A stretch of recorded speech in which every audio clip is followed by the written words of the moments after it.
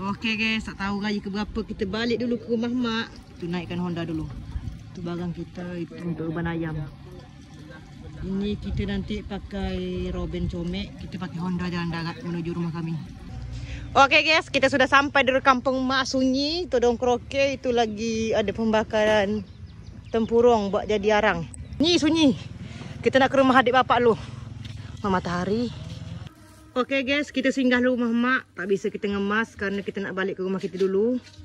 Ini kondisi dia guys, pokok dia berguguran. Tapi buah dia tetap lanjut berbuah.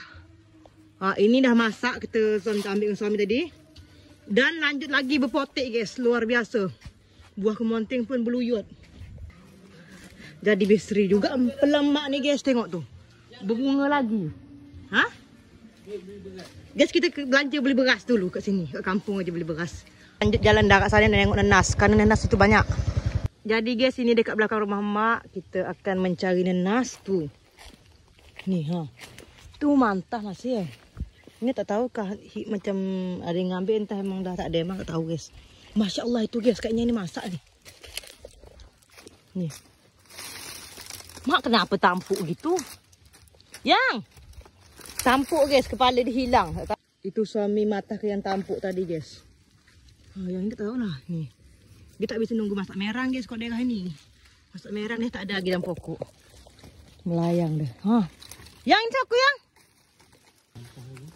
Tu suami yang ambilkan yang tu guys. Tak tahu mantah atau tidak. Gaskan aja lah.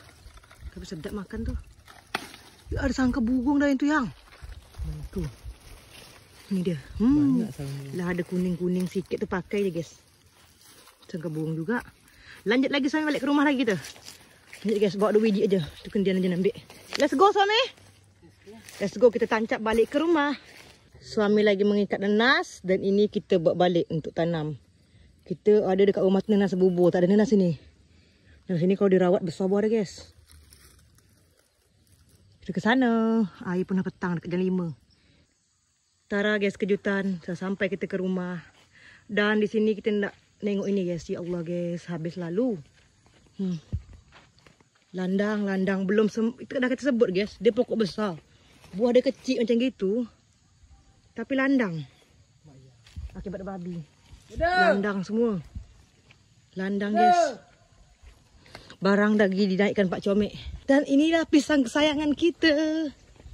Tanaman dia guys. Sunyi sini tengok. Pertama datang sunyi. Alhamdulillah. Dah boleh panen belum ya? Tuh. Belum sempat ngemas guys. Kita sepil lagi atas tuh. Yang Mika tengok tumbuh segar sekarang landang macam gitu. Sampai dekat sana.